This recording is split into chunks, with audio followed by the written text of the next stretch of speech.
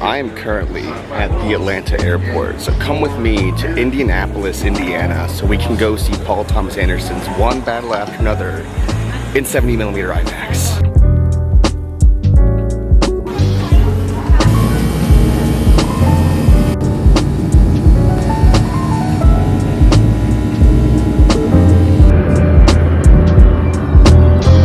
Alright man, before you drop me off, what is your favorite movie and what was the last thing you saw that was great? My all-time favorite movie is The Godfather.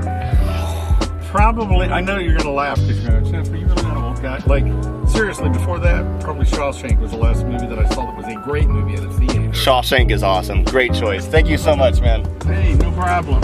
Right, so I'm at my hotel now. I'm checking in. And then I think I have, at this point, maybe an hour to make my showtime. So we're gonna see if we can get in and get out. It's 6:14 p.m. My movie starts at 7. I have a little bit of time to kill. It's a 5-minute walk to the theater. At this point, you're probably wondering why I flew all the way from Atlanta all the way to Indiana just to go see this movie in theaters. And the real simple answer is IMAX. Probably thinking to yourself, there's IMAXs everywhere. What is so different about this theater than the one in Atlanta? And the short answer is 70mm IMAX film. If you're watching this page, you probably already know how it's different. And it's not like Atlanta can't show any of these screenings because they can. I actually got to see Oppenheimer on 70mm IMAX film, but for some reason when I went to go see Tenet and Dune Part 2, they just weren't showing it on 70mm IMAX, so I had to drive to Nashville for both of those movies. Sinners is also another movie that got a 70mm IMAX release that I didn't get to see in its proper film format. I did get to see it in the 1:43 ratio that was intended. It was a digital format though.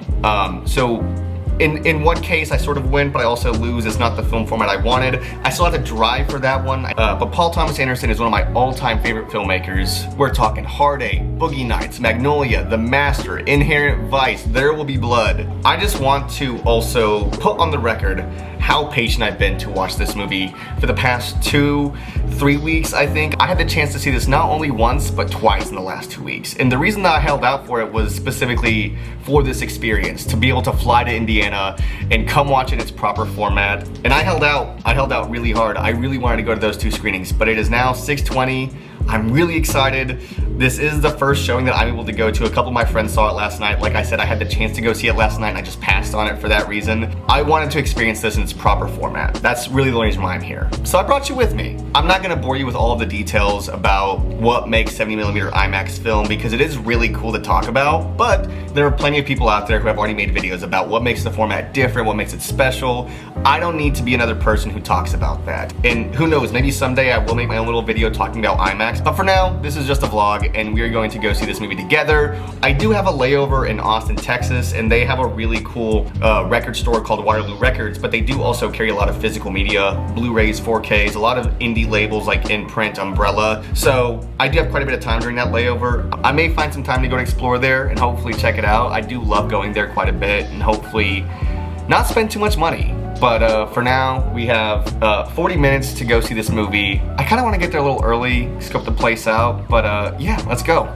So, we have print number 3 of One Battle After Another. For those of you that may not be aware, we are one of 10 theaters in the world to present this film in this format. It's very cool. Thank you all very much for joining us. We love film here, and it wouldn't keep going on if it weren't for people like you supporting the format. So thank you very much for joining us.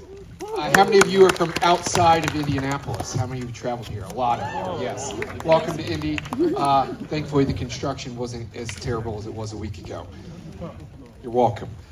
This movie was shot on VistaVision, so not IMAX 70mm, but it goes through the camera horizontally. I can get into the technical details later, but what's really cool about that and what it really means is it is going to fill the entire screen you see here, which is 6 stories tall and 84 feet wide, for the entirety of the movie. No Hollywood feature film has ever done that in IMAX, so you get to be one of the first people to see it. Yeah. It's awesome. This movie's gorgeous. I won't say any more other than that, but I did enjoy it. Your projectionist tonight is Wayne. Give it up for Wayne. Yeah.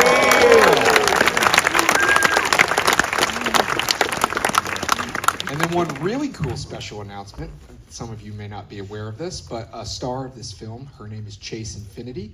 She plays Willow in this. You'll see quite a bit of her, and she is great. She is from Indianapolis. She is a North Central alum, and her parents and sister are here tonight. Kim and Dolce just came in from the London premiere, so give a round of applause for them.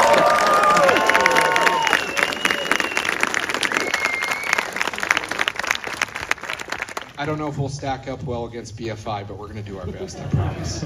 So, I'm leaving the theater now. I'm in the parking garage. I have so many thoughts, and I don't want this video to feel like I'm just turning this into a review, because I don't want that. I just kind of wanted to vlog the experience of flying here, being able to experience the film. Officially back in my hotel room. I've got some snacks that I picked up on the way here. First off, I want to point out the hotel is not very far. It was like a 5-minute walk, so I drove a scooter here. Oh my god, what did I just see, man? Paul Thomas Anderson is just like one of my all-time favorite filmmakers, and seeing him do this film, tackle these kinds of ideas, these kinds of themes and subjects. Again, this isn't a review, this is just a lot of admiration and praise.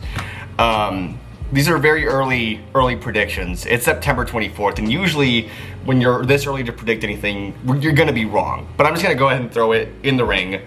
Best Picture nomination, Best Director nomination, Best Screenplay nomination. The only thing is I don't know if this is gonna be Best Adapted Screenplay or Best Original Screenplay, because I did read Vineland, and he has directly said that it is not a Vineland adaptation, but there are elements of Vineland that he sort of pulled. And so, yeah, it makes you wonder if they do play that card, which card they're gonna play.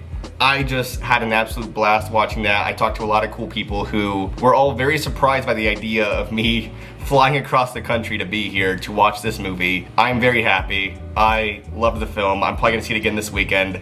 Unfortunately, not again on 70mm IMAX, but possibly on the regular 70mm format. I absolutely loved it. I can't wait to see it again. I am really happy. Also, just as a viewer and someone who has grown up the last 10 years loving Paul's work, I am just so proud of him as a filmmaker. And I know that probably means nothing coming from me, but yeah, I just loved the film. But yeah, that is the end of the vlog. Tomorrow, hopefully, I hit up Waterloo Records and maybe I vlog some of that. Maybe I get some physical media. If you aren't already, do me a favor, subscribe down below. Make this trip worth it, guys. Help me out a little bit here. If you've seen this film, what do you think? Do you think we have a Best Director frontrunner in the mix officially? Comment down below. Let me know. I'll see you guys in the next one.